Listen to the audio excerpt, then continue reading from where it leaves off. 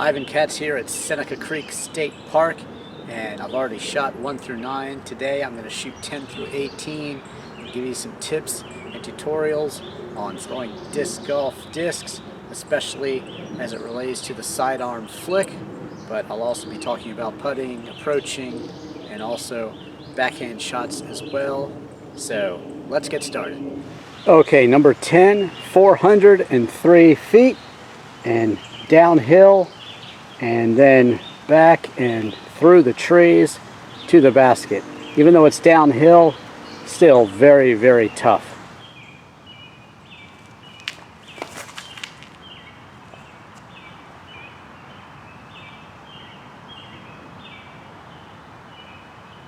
Okay, nice drive here, and wow, looks like I've got to go straight through all these trees here and get to the basket. So it's a tough shot.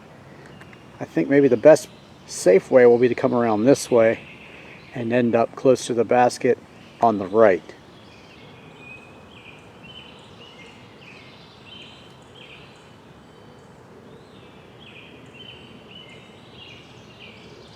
Okay, nice shot there. Able to get around the trees a bit and about 12 feet from the basket. Okay, wrapping up number 10. A good start.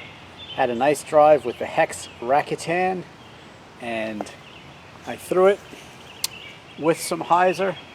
Had it go ahead and turn over, just do a little S and get the distance I needed to set me up for a nice approach with the Crank SS. Now, Crank SS is a disc that I can throw pretty far in this case, and sometimes just like this, I like to carve a bit with it.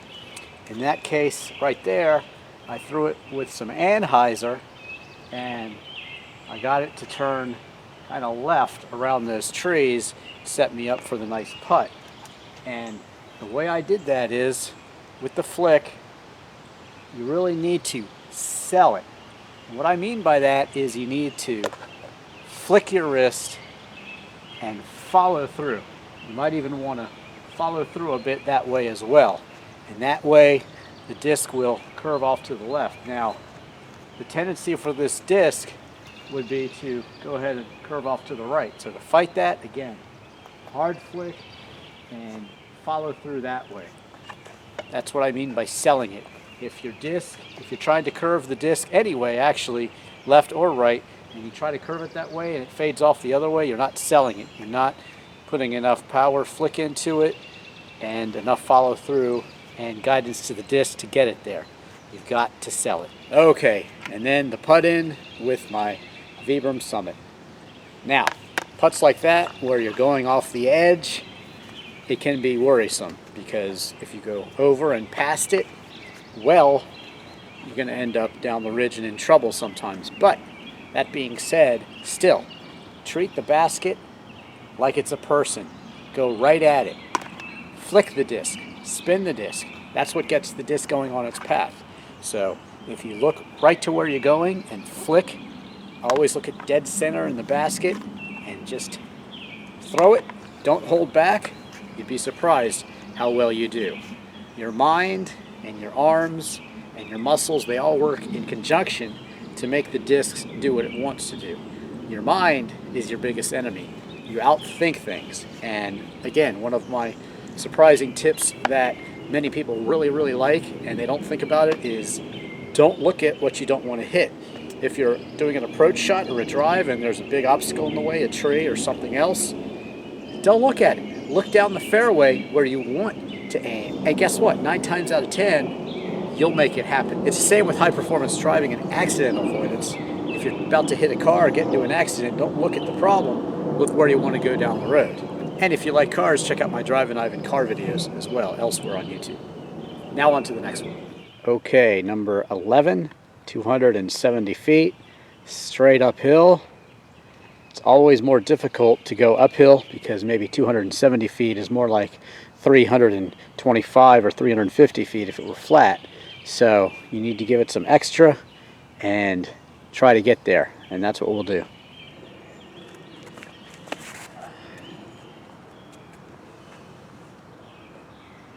Pretty good drive with the Champion T-Bird here, and still about 100 feet away, maybe 80, 90 feet away, but very low canopy here and quite a difficult shot.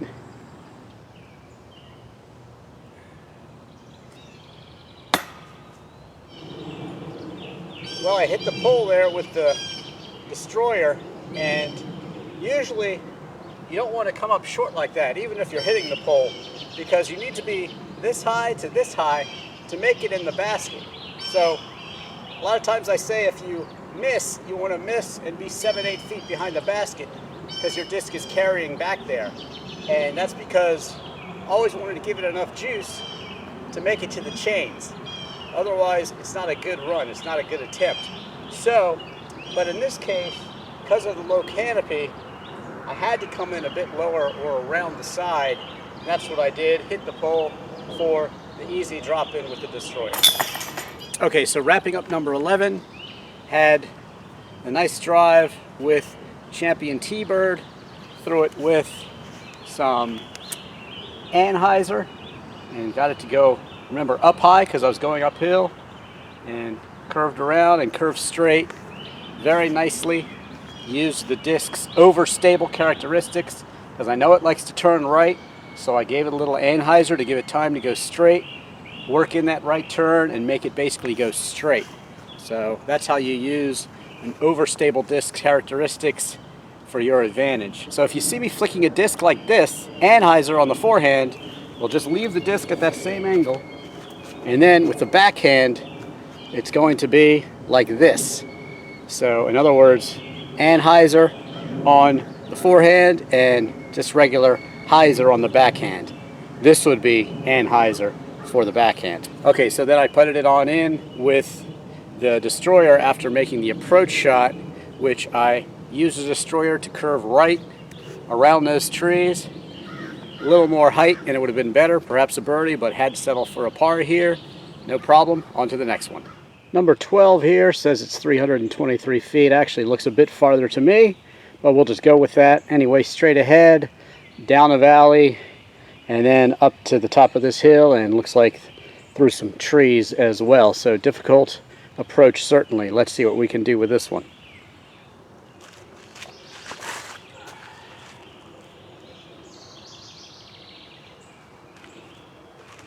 Well, again, I'm headed in the right direction with the Vibram lace, but not close enough. Shucks.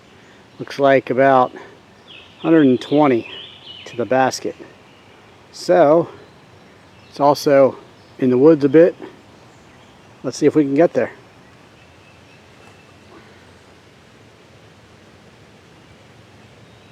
Nice approach with the destroyer. Brings us a tough 15-foot putt uphill here. I think we can make it though. Well, number 13 here is a dog leg right. Means you got to go down and around these trees. 523 feet. Not easy. Let's see if we can get there safely.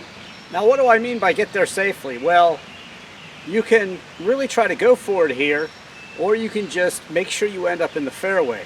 And that's what I think the best play is here. Just make sure you stay in the fairway. Don't get into trouble. Don't go off to the left there in the woods or the right there in the woods, and just play it safe.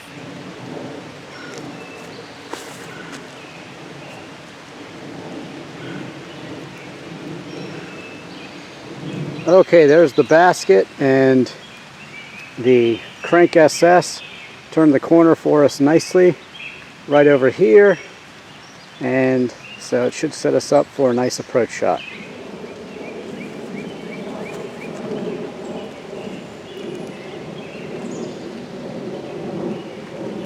Okay, nice approach with the destroyer. Not quite the distance I wanted, but about 70, 75 feet away. Outside of the circle, which is 10 meters, 33 feet. That means you can jump putt. Let's see what I can do to save this par 3 here. Probably a par 4 really, but I basically call everything a 3.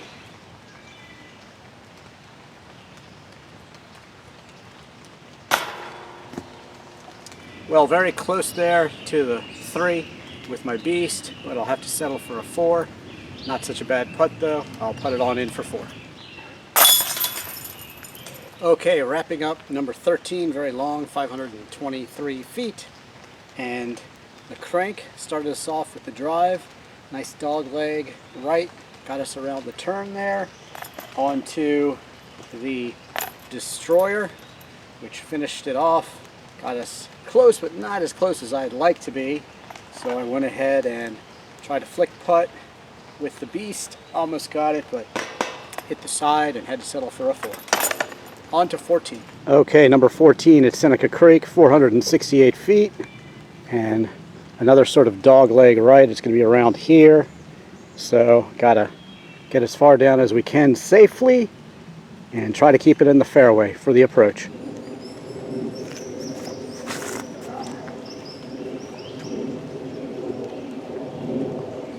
Not a bad drive with the Vibram lace, and the basket lies just over the hill there. Tough approach, but let's see if we can do it.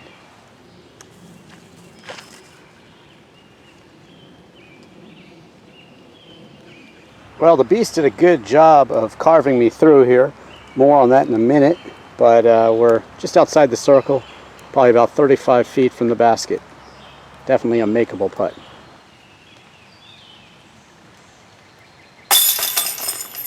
Okay, number 14 started off with the drive with the Vibram lace. Got me a good distance down the way. And then I did a nice approach with the beast. Now the beast is actually understable.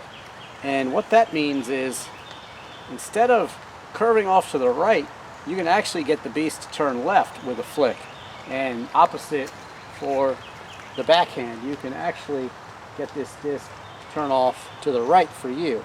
So it can have the opposite tendencies, and that's what I did. I basically threw it in a way that made it straighten up and then curve a little bit left, and then it S-curved back at the end and got me close enough for a straight putt here, which was tough to do through all the mess back there.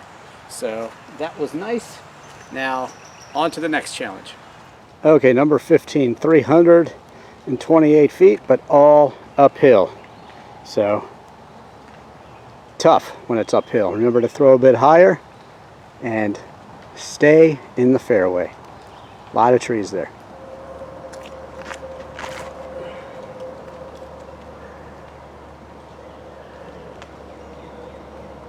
Okay, the beast got me a bit up the hill. I'm kind of behind this tree, which I don't like, but still I should be able to approach this basket pretty easily.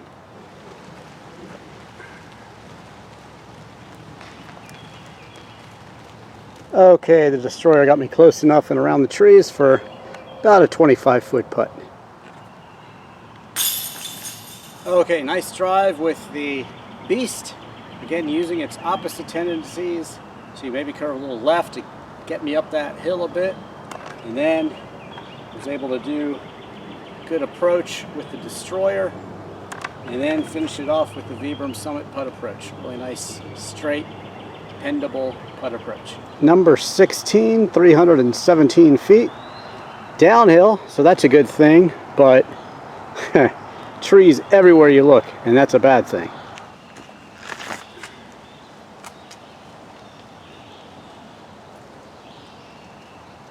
Okay, nice drive with the Crank SS. It was able to get through a lot of trees and bring me probably about 50 feet to the basket. Tough putt approach, but I think we can make it happen.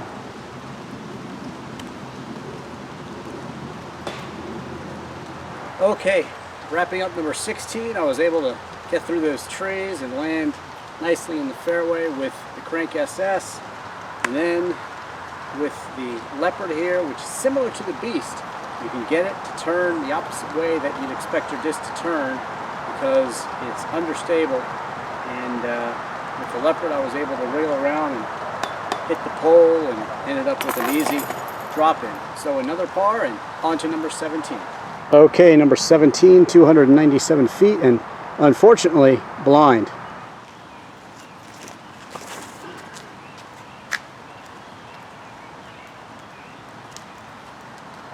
Okay, good drive with the Hex Rakuten.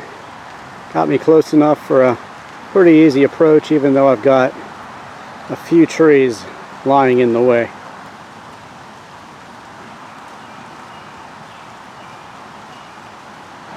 Okay, number 17. Nice drive with the Rakuten here. Got me through the trees and kind of over towards the blind basket. And then the Crank SS here, I was able to go ahead and use it, and the way it moves to set up the easy drop in for par. On to the last one. Okay, number 18, 429 feet in the distance there, up over this hill, and still yet even further.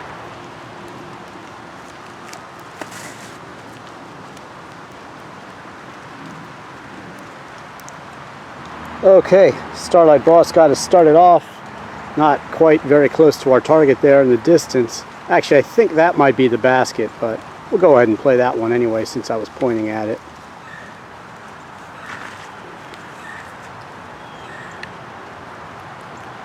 Okay, the Destroyer got us within 50, 60 feet or so. Let's see if we can put it in.